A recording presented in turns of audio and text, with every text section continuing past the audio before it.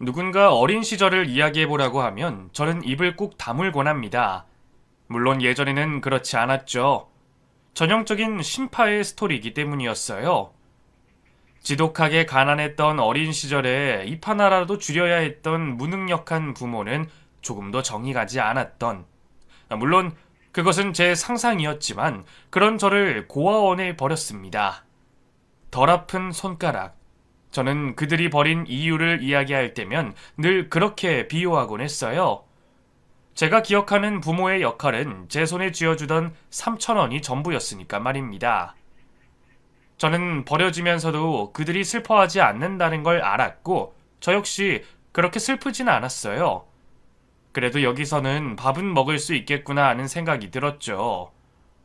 지금 생각하면 그 어린 나이에 제가 가장 맨 처음 배운 감정이 체념이었던 것 같습니다.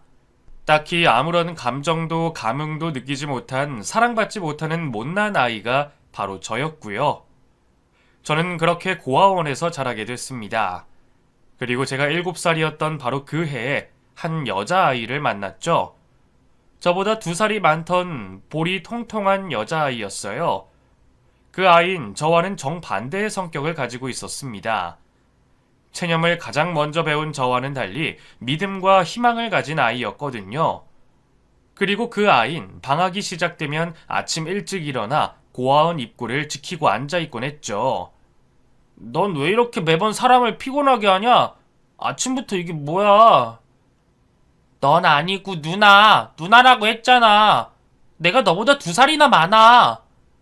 그니까 나보다 누나인 주제에 왜 매번 무섭다고 나더러 같이 있어달라고 해?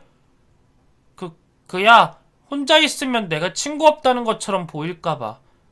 엄마 아빠가 얼마나 마음 아프시겠어. 그러니까 네가 있어야지. 그니까 왜 나냐고. 나 너 되게 싫어해. 우리 친구도 아니거든? 다른 애들은 다 같이 놀고 이야기도 하니까 같이 기다려달라고 할 수가 없어. 내가 만만하다 이거야? 그리고 기다려도 부모 같은 거 안 와. 와! 온다고 약속했어. 꼭 방학 되면 올 거라고 했어. 벌써 3년이야. 그럼 너 버린 거야. 여기 있는 애들 중에 부모가 몇이나 데려갔을 것 같아? 난 아직까지 한 명도 못 봤어.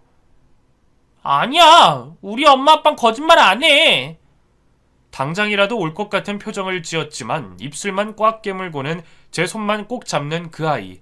저는 그 뒤로는 그 아이를 더 이상 설득시키려고 하지 않았습니다. 울리고 싶지 않았으니까요. 그 아이 말로는 부모님에게 울지 않기로 했다고 손가락을 걸고 약속했다고 했죠. 그 약속을 자신이 지켜야만 부모님이 자기를 찾아올 거라고 생각하는 아이에게서 희망을 빼앗고 싶지 않았고요. 그렇게 저는 그 아이를 지켜주기 시작했습니다. 실상 저희 고아원은 그렇게 풍족하진 않았어요. 굶지는 않았지만 늘 부족했고 학대를 당하지는 않았지만 늘 공허한 그런 곳이었습니다. 사람들이 고아원 하면 떠올리는 극단적인 부분은 전혀 없었죠. 이를테면 학대를 한다거나 그 반대로 어떤 천사 같은 분이 자식처럼 돌봐줬다거나 드라마와 같은 요소도 없었어요. 그저 무표정하고 건조한 얼굴로 저희를 대했고 저희 역시 크게 반항하거나 떼를 쓰지는 않았습니다. 딱 일정한 거리를 지키는 그런 사이였거든요. 때문에 아이들끼리 싸우거나 서로 파벌을 나누는 것에도 관심을 두진 않았어요. 그렇기 때문에 저는 그 아이를 지키려고 무척이나 애를 썼습니다. 이게 뭐야? 너 또 싸웠어? 이제 중학생인데 너도 자꾸 싸우지 마, 응? 그럼 너처럼 맞고 다닐까? 넌 언제까지 당하기만 할 거야? 너도 싸워. 또 너 누나라고 부르라니까? 누나, 아니, 너. 됐어. 그리고 난 걔들처럼 살지 않을 거야. 돌봐줄 부모가 없어도 똑바르게 자랄 거고 그게 날 지키는 거라고 생각할 거야. 네네, 아주 천사가 나셨네요. 어디서 날개 타는 냄새 안 나나? 장난치지 말고 너도 약속해. 뭘 약속하라는 거야? 바보처럼 살라고? 누나 너처럼? 그래, 바보처럼 살아. 부모가 우릴 버린 건 어쩔 수 없어. 이미 그렇게 된 거니까. 그런데 지금 너 하는 짓은 부모를 위한 복수가 아니야. 너 자신만 다치게 하는 거야. 누군가 버렸다면 너라도 스스로를 지켜. 부모가 널 아끼지 않았다면 너 스스로라도 돌봐. 치, 근데 부모가 우릴 버렸다니? 너도 기다리는 거 그만할 거야? 근데 포기는 안 해. 이제 기다리는 건 그만할래. 내가 얼른 커서 찾으려고. 넌 지겹지도 않냐? 아직도? 아니다, 됐다. 지겹지. 나도 사람인데. 근데 네가 있어서 기다릴만 해서 기다리는 거거든. 치, 바보네 바보. 약속이나 해 얼른. 새끼손가락을 걸고 약속을 하는데 이전과 달리 제 얼굴은 빨갛게 달아올랐고 그게 저의 첫사랑의 시작이었던 것 같아요. 잔소리를 빨래처럼 늘어놔도 온통 그게 제 걱정이었고 꿈꾸는 얼굴로 미래를 말하면서도 늘 제가 담겨 있었던 예쁘고 바르기만 한 그 소녀. 솔직히 어떻게 그런 아이를 사랑하지 않을 수가 있었겠어요. 하지만 그 사랑은 그 아이의 소원이 이루어지면서 묻어야 했습니다. 그 사람의 부모가 정말로 찾아왔던 거였죠. 그때를 떠올리면 정말 아무 생각이 나지 않아요. 그녀의 부모는 울고 무릎을 꿇고 그녀의 손을 잡고 있었죠. 만나자마자 터뜨릴 것 같았던 그녀는 울지 않았습니다. 그리고 제게 뭔가를 말하는데 정작 저는 아무것도 들리지 않았고요. 그저 제 속에 뭔가 뜨거운 게 끓어오르는 느낌만 났던 것 같습니다. 그리고 그녀는 제 손을 잡고 저에게 매달렸고 눈물을 흘렸어요. 저는 그런 그 사람을 보면서 울면 안 되는데 하는 생각만 스쳤죠. 그리고 뒤늦게 그녀에게 해줄 수 있는 게 뭔지 깨닫게 됐어요. 저는 그녀의 손을 뿌리쳤고 무감각한 얼굴로 잘가 하고 짧게 말했습니다. 울고 소리치는 그녀를 뒤로하고 천천히 걸어 그곳을 빠져나왔어요. 그 이후 저의 삶은 달라질 거라고 생각했습니다. 이전처럼 싸움도 하고 나쁜 친구들과 어울릴 줄 알았죠. 하지만 어딜 가나 그녀의 잔소리가 저를 쫓아다녔어요. 스스로를 괴롭히지 말라고, 스스로를 아끼라는 말이 말입니다. 그리고 마지못해 걸었던 그 새끼손가락이 저를 감시하는 기분이 들었죠. 그래서 열심히 살았습니다. 잘하지 못하는 공부도 노력했고요. 물론 딱 거기까지였습니다. 드라마처럼 공부로 성공하거나 뭔가 잘 해낸 건 없었어요. 그저 평범한 성적을 받았고 그럭저럭 사고 안 치고 산 게 전부였습니다. 그렇게 성인이 됐을 때 저는 고아원을 나오게 됐고 홀로 서기를 시작했어요. 그냥 먹고 살려고 이왕 태어났으니 산다는 생각으로 하루하루를 그렇게 살았습니다. 그런데 그런 제 앞에 그녀가 다시 나타났어요. 지금도 그 순간을 떠올리면 온몸에 솜털이 다 서는 느낌이 들었습니다. 그냥 길을 걷고 있는데 누군가 제 손을 잡았고 저는 놀라서 입만 뻐끔거리고 있는데 마치 이제까지 늘 함께 있었던 것처럼 제잘제잘 이야기를 시작하더군요.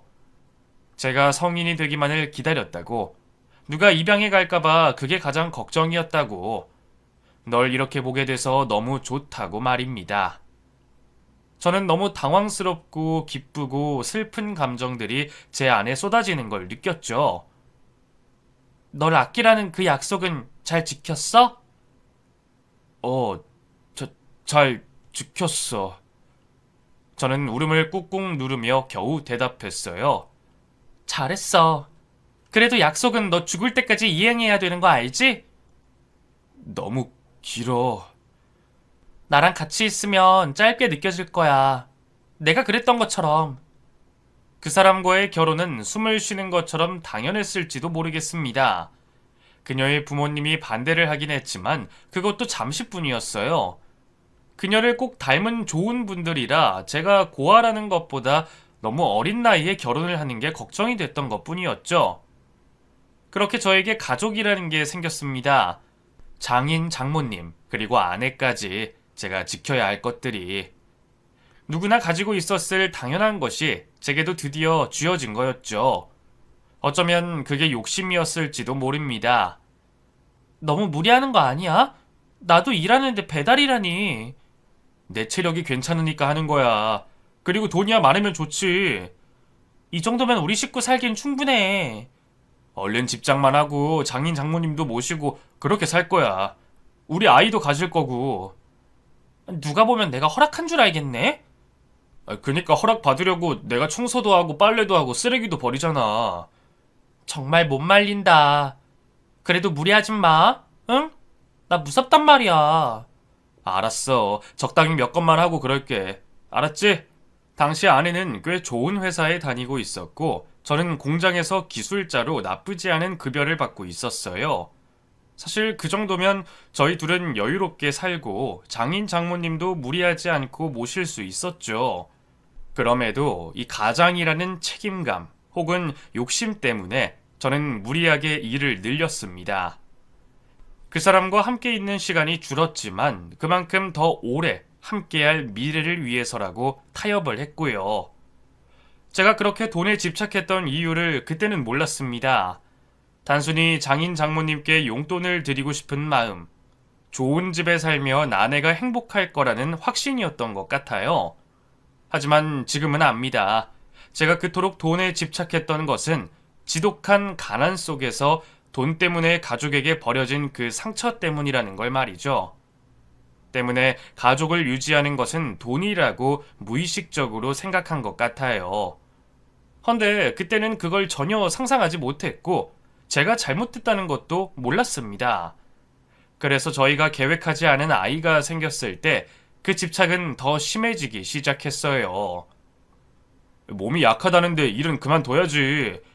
그러다가 애들 잘못될까봐 난 너무 걱정돼. 쌍둥이라니까 날이 가면 갈수록 몸에 더 무리가 갈 거야. 다들 아이 가지고도 일하는데 그건 아닌 것 같아. 나도 일하고 싶고.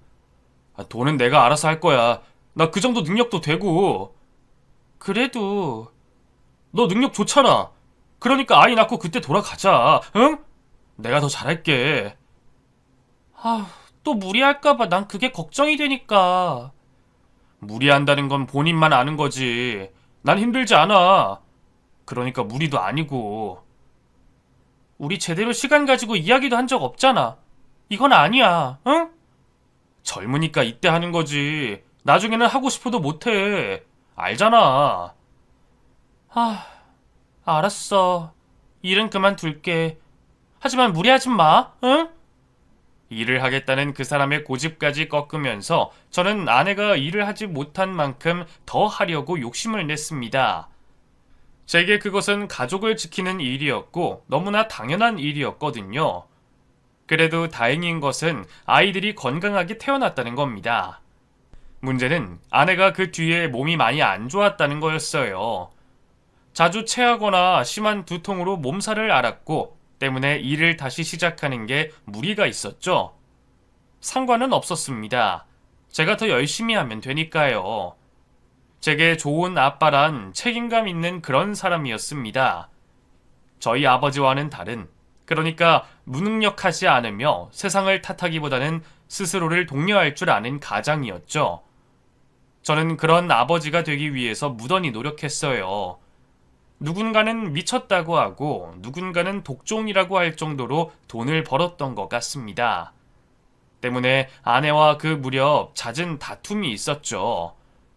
결국 아이들이 2살이 됐을 때 아내도 다시 회사에 나가게 됐어요.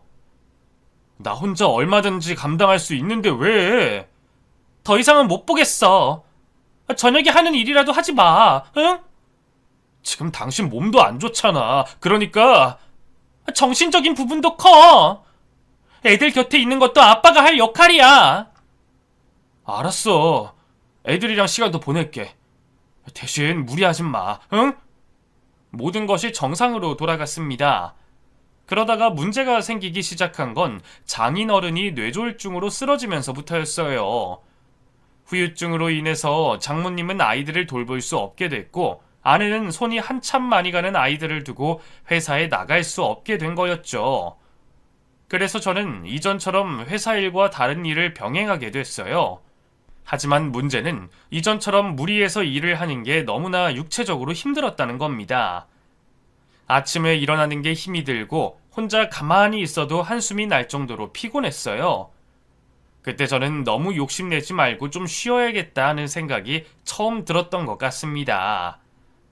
그렇게 늦은 밤에 하는 배달 아르바이트를 그만두려 했는데 사람이 구해질 때까지 일을 하겠다고 통보한 그날 사고가 나고 말았어요. 죽을 수도 있었던 그 사고에서 저는 엄청난 통증과 함께 깨어났던 게 기억이 납니다. 깨어났을 때는 이미 한 번의 수술을 끝낸 뒤였죠. 양쪽 다리를 모두 수술해야 했고 병원 생활은 기약 없이 연장됐습니다. 그 뒤에 다시 한 번 더 수술을 했고 아내는 아이들을 돌보는 것은 물론이고 제 곁에서 병간호를 해야 했어요. 그때의 시간은 저에게 지옥이었습니다. 몇 개월은 그럭저럭 버텼고 쉬는 게 꿈만 같았지만 제 생각과는 다르게 움직여지지 않는 다리는 공포로 다가오더군요. 반년을 그렇게 있었을 때는 미칠 것 같았습니다. 보험을 들어놔서 그렇게 큰 무리는 아니었지만 1년을 그렇게 지내다 보니 모아놓은 돈은 거의 사라지고 없었죠. 내가 회사 다닐게. 이제 당신 혼자서도 조금씩은 움직이니까. 내가 조금만 재활하고 나면 금방이야. 당신 지금도 힘들잖아. 내가 뭐가 힘들어. 아빠 몸 불편해서 아무래도 돈도 들고 아이들 돌봐주시는 분에게 들어가는 돈도 있고 이것저것 생각하면 한 사람이라도 얼른 벌어야지. 당신 너무 힘들어 보여. 몸이 어디 안 좋은 건 아니야? 아니야. 그냥 잠을 좀 설쳐서 그래. 아, 그래? 잠을 좀 자지 그랬어. 누가 봐도 수척해 보이던 아내에게 저는 이전처럼 일을 하지 말라는 소린 못했어요. 그저 헛소리를 하며 말을 돌렸고 그렇게 하는 저 스스로를 원망했죠. 무력하더군요. 휠체어나 목발이 없으면 제대로 움직이지도 못하는 제 스스로가 너무 끔찍했습니다. 그런데 그 중에 가장 끔찍했던 건 돈이 없다는 거였어요. 누구보다 열심히 살았는데 남은 돈이 얼마 없다는 게 참 허무했죠. 퇴원 후에도 재활을 위해서 병원에 한 달에 한 번을 다녔고 그렇게 다시 반년이 더 흘렀을 때 저는 천천히 걷기 시작했어요. 그때는 크게 다리에 이상이 없는 사람처럼 보였지만 이전처럼 강도 높은 운동은 하지 못하는 수준이었죠. 그때 저는 아내 대신에 아이들을 돌봤고 아내는 저를 대신해서 일을 하기 시작했습니다. 아내는 예전에 저처럼 일찍 나가고 아주 늦게 귀가했죠. 그때서야 아내의 마음을 알겠더군요. 아내의 표정, 숨소리, 눈빛만 봐도 얼마나 피곤한지 느껴졌죠. 그래서 저는 일을 시작하는 걸 조금 앞당겼습니다. 제 일은 기술직이었기에 일을 구하는 건 어렵지 않았고 마침 그날 일을 그만두라고 집에서 조금만 쉬라고 그렇게 말할 참이었어요. 그런데 그날 아내는 집에 들어오지 않았습니다. 제가 전화를 계속 걸었을 때 전화를 받은 곳은 병원의 직원이었죠. 제대로 달리지도 못하는 다리를 하고 병실 안으로 뛰어들어갔을 때 아내는 평온한 표정으로 잠이 들어 있었어요. 길에서 의식을 잃고 쓰러진 걸 발견했다고 합니다. 그리고 뒤늦게 알게 된 사실은 아내의 병명이었어요. 의사는 이전에 방문 기록이 있고 치료 시기를 계속 뒤로 미뤘다는 것과 상태가 좋지 않다는 걸 제게 설명했습니다. 뇌종양이라고 하더군요. 아내가 병을 숨긴 게 저 때문인 걸 모르지 않았고 저는 그 자리에서 울다가 쓰러지고 말았습니다. 아내를 살려야 한다는 생각만 들었고 저는 무리인 줄 알지만 장모님께 아이들을 맡겼어요. 당신 한참 일하고 그럴 때 한 동생을 만났거든? 근데 그때 말이야. 괜찮은 척 하지 마. 치료할 거야. 아직 다리 안 좋지? 계속 일하는 거 안 힘들어? 이렇게 내 병간호까지 하고. 말 돌리지 마. 수술할 거야. 전세금도 다 뺐고 청약이고 뭐고 다 해지할 거야. 애들 생각해. 단순한 문제가 아니야. 그리고 나 위험한 곳에 자리 잡아서. 열어보기 전까지는 모른다고 했어. 의사가 그렇게 말했고. 그런 거 무섭지 않아. 근데 난 수술 잘못되면 어디 하나 잘못될 수도 있대. 그러면 돈? 그 걱정을 왜 해? 그건 내가 알아서 한다 했잖아. 저는 쓰레기였습니다.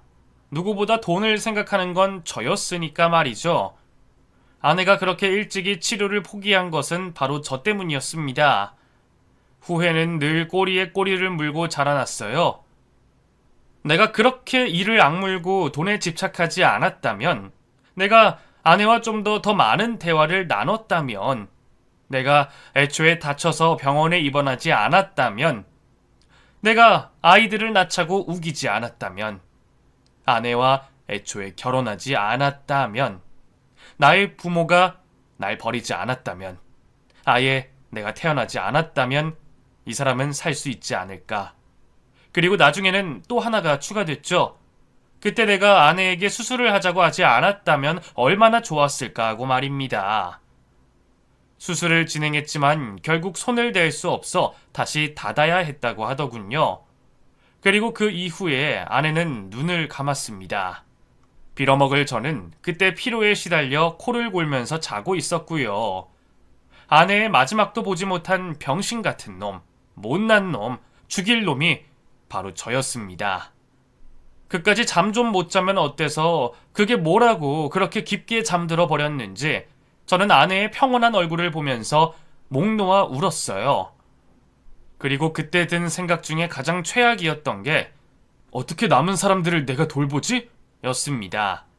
진짜 저 정말 바닥이죠?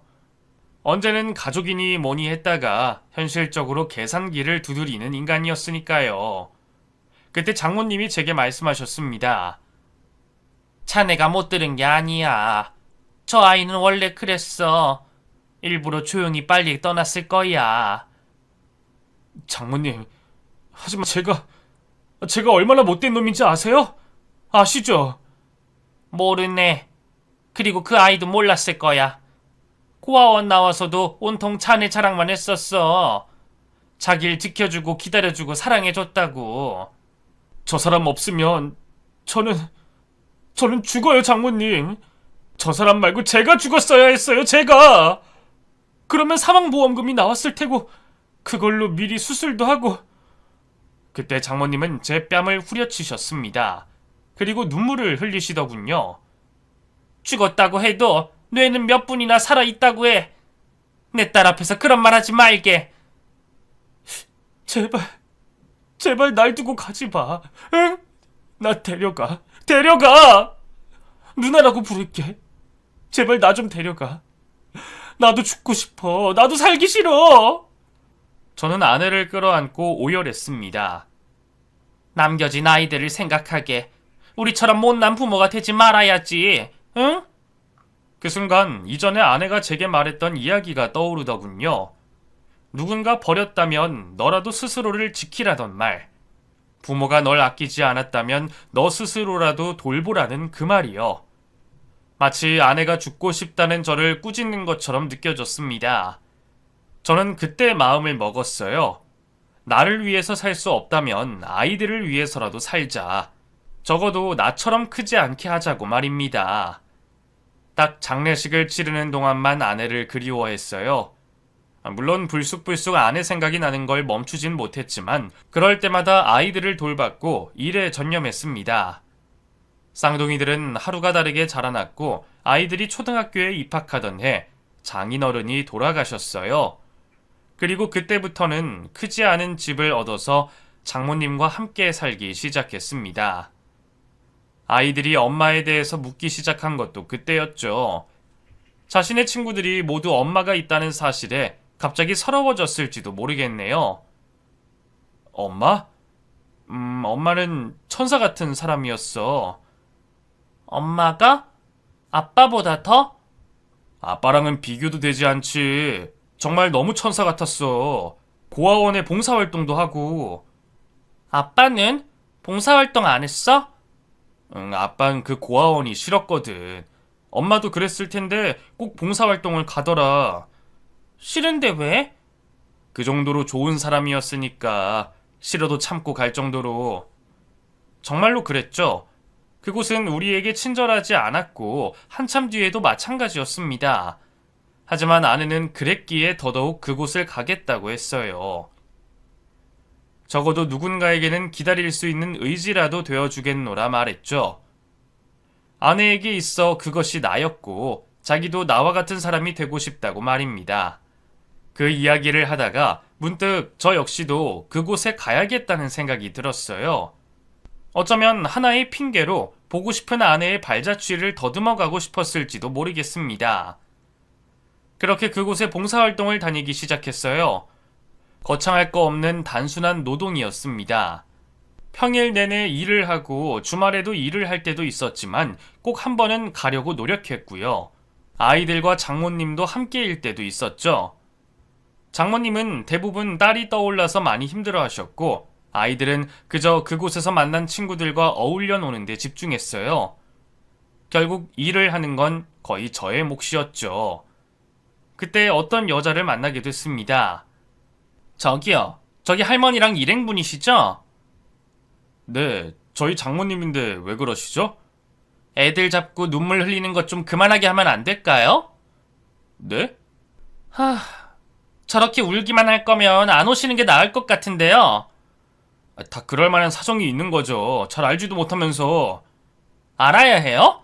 알고 싶지도 않고요. 여기에 손이 필요한데 저렇게 애들만 끼고 놀다가 웃다가 하는 거 하나도 도움 안 되거든요. 말이 좀 심하시네요. 여기 제 아내가 있던 곳입니다.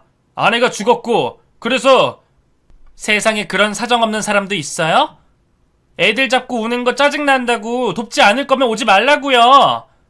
뭐 도덕적 우월감 그런 거 느끼고 싶어서 오는 건가요? 그 여자는 정말 짜증나는 여자였습니다. 항상 잔뜩 날이 서 있었고 그곳의 아이들도 봉사를 하는 사람들도 기피하는 사람이기도 했죠. 저 역시 그녀가 너무 싫었어요.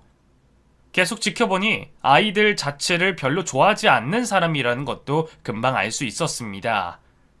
근처에만 와도 피했고 아이들이 손을 잡으려는 것조차 소스라치게 놀랐고요. 이해가 되지 않더군요. 아이를 싫어하는 사람이 굳이 고아원에 봉사를 꾸준히 오는 이유를 몰랐습니다. 저희는 거의 볼 때마다 으르렁거렸고 점점 그 여자가 싫어졌어요. 그렇게 몇 년의 시간이 흘렀고 저희는 서로 적당한 거리를 두고 지냈습니다. 그러다가 어느 날 그 사람이 제게 먼저 다가오더군요. 그러니까 뭡니까? 오늘은 장모님도 오지 않았는데. 그게 아니라 저기 중학생 남자아이요. 그 아이 좀 따로 만나봐 주시면 안 될까요? 제가 근처에 가면 자꾸만 도망을 쳐서요. 뭐 불만이라도 있어서 대신 전달하라는 거면 불안해서 그래요. 눈빛이 그래요. 아무래도 나쁜 생각을 하고 있는 것 같고요. 애들 싫어하는 거 아닙니까? 왜 관심을 가지죠? 싫어한다고 죽길 바라는 건 아니니까. 그리고 쟤들이 미워하는 건 부모인데 대부분 스스로한테 책임을 묻고 상처를 주더라고요. 그건 불공평하잖아요. 순간 저의 아내가 떠올랐습니다. 너무나 정반대인 사람인데 제 아내와 똑같은 말을 하는 그 사람의 말에 저는 못 이기는 척 그 남자아이를 대신 만났고 실제로 좋지 않은 생각을 하고 있어서 놀랐죠. 학교에서 따돌림을 당하고 있어서 너무 괴롭다고 하더군요. 그 일을 보고하니 학교 측과 연락을 해보겠다고 했습니다.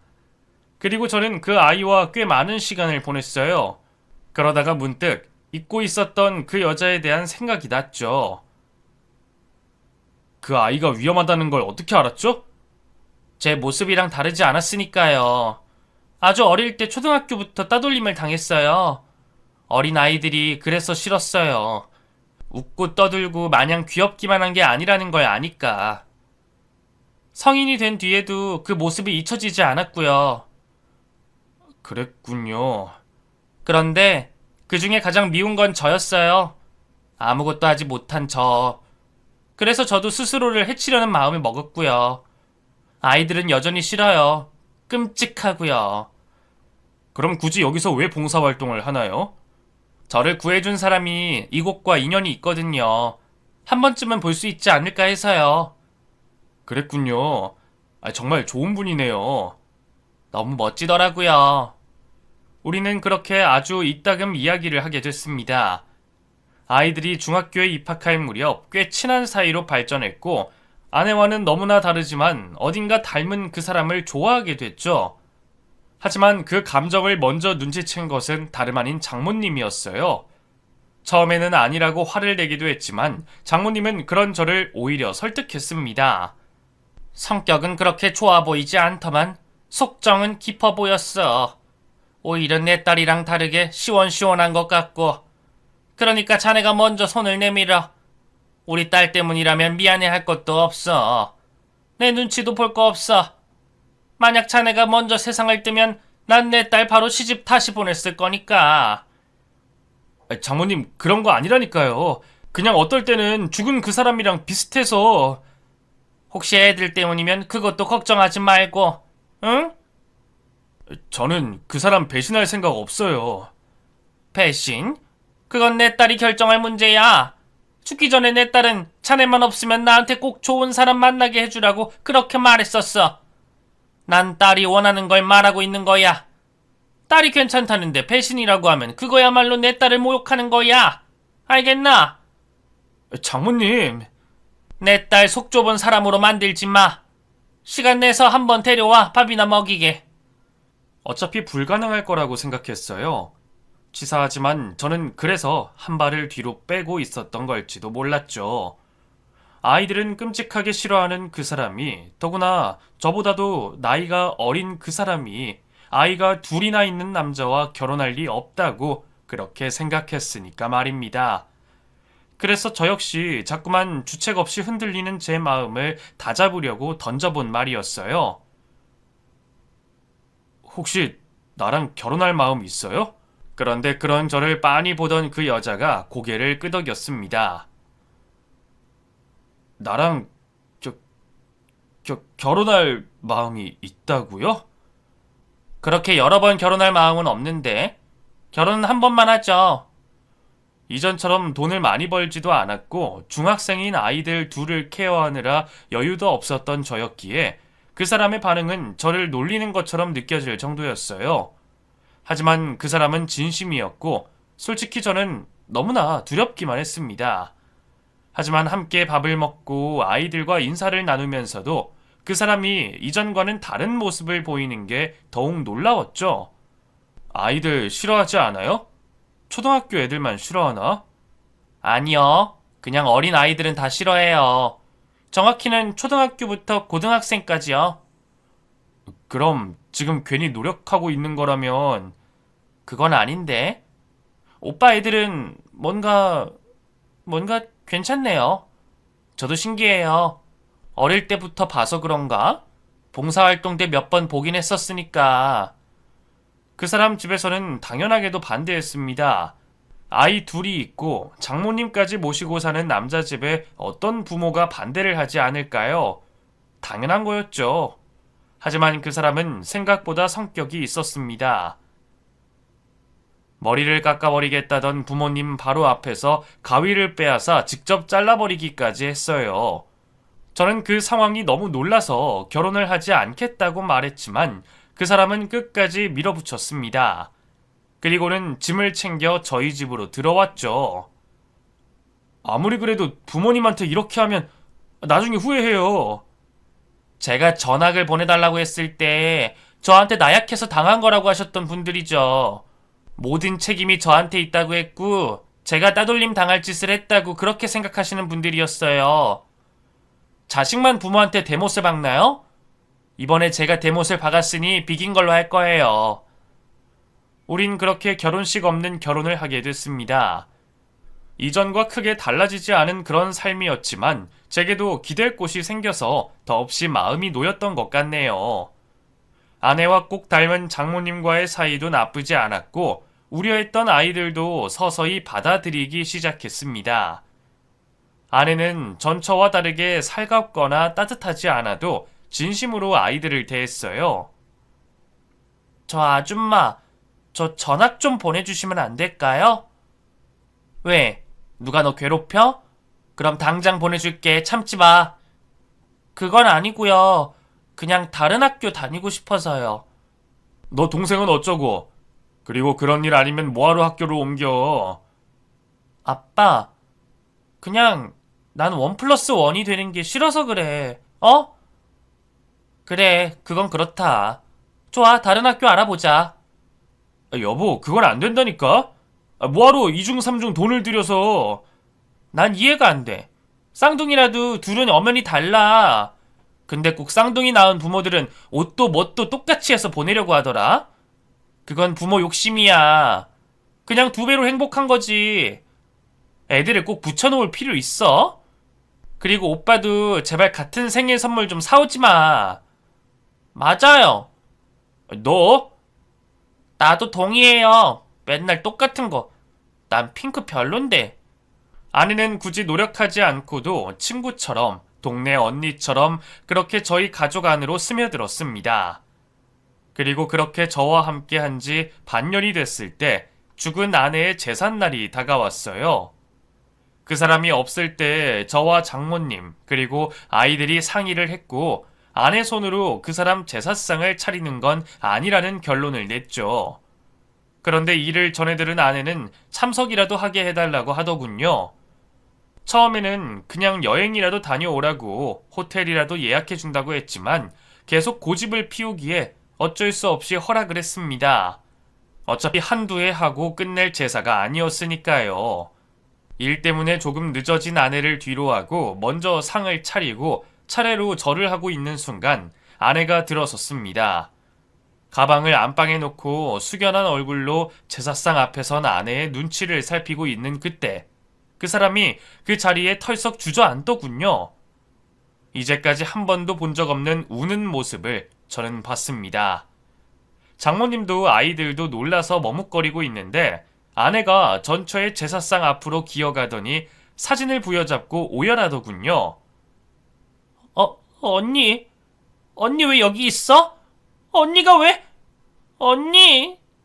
그 사람이 어찌나 서럽게 우는지 어정쩡하게 서 있던 아이들도 하나둘 울기 시작했고 저는 그 상황에서 뭘 해야 할지 몰라 아내의 등만 토닥여주고 있었습니다. 장모님도 그 곁으로 다가와 우는 그 사람의 눈물을 닦아주더군요. 아내는 전처의 사진에 떨어진 자신의 눈물을 닦고 또 닦아내며 소중한 그것을 지키려는 것처럼 몸을 웅크리고 사진을 끌어안고 있었어요. 이 사람이야, 오빠. 내 생명의 은인. 너무 멋졌던 언니. 내게 살아갈 이유를 준 사람. 고아원에서 그렇게 기다렸던 바로 그 사람이라고. 그 사람이 당신의 은인이라고? 아내는 떨리는 눈을 들어 저희 아이들을 하나씩 살폈습니다. 그리고 오라는 듯이 손짓을 했죠. 그리고는 아이들을 끌어안더군요. 그랬구나. 그래서 너희들이 싫지 않았구나. 언니가, 너희들의 눈이, 인매가 언니랑 꼭 닮아서 그래서 너희가 좋았던 거야. 이제 너무 희미해져서 언니 얼굴도 가물가물했는데도 너희를 자랑하며 보여준 사진 속 그 모습이 여전히 남아있구나. 아내는 자신이 죽기로 결심했을 때 전 아내를 만났다고 합니다. 그때는 아이들이 아주 어렸고 저는 일로 바빠서 집에 거의 들어가지 못할 때였던 것 같더군요. 죽은 그 사람이 죽으려고 결심한 어린 그 사람을 잡아줬다고 합니다. 처음에는 이야기를 들어줬고 나중에는 끝없이 조잘거리며 자신의 이야기를 했다고 해요. 고아원 이야기, 아이들 이야기, 그리고 제 이야기까지요.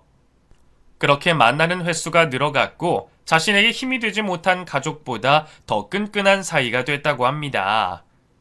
언니는 저와 이야기할 때는 늘 이것저것 말했어요. 공백을 무서워하는 사람처럼. 그래서 물었더니 제가 그 짧은 틈 사이에 나쁜 생각을 하는 게 싫었다고 해요. 제가 뭐라고 그렇게 애를 쓰는지. 제게는 언니가 유일하게 소중한 사람이 됐는데 갑자기 어느 날부터 보이지 않았죠. 절대 그럴 사람이 아니었는데 혹시나 했는데 이런 일이 있었다니.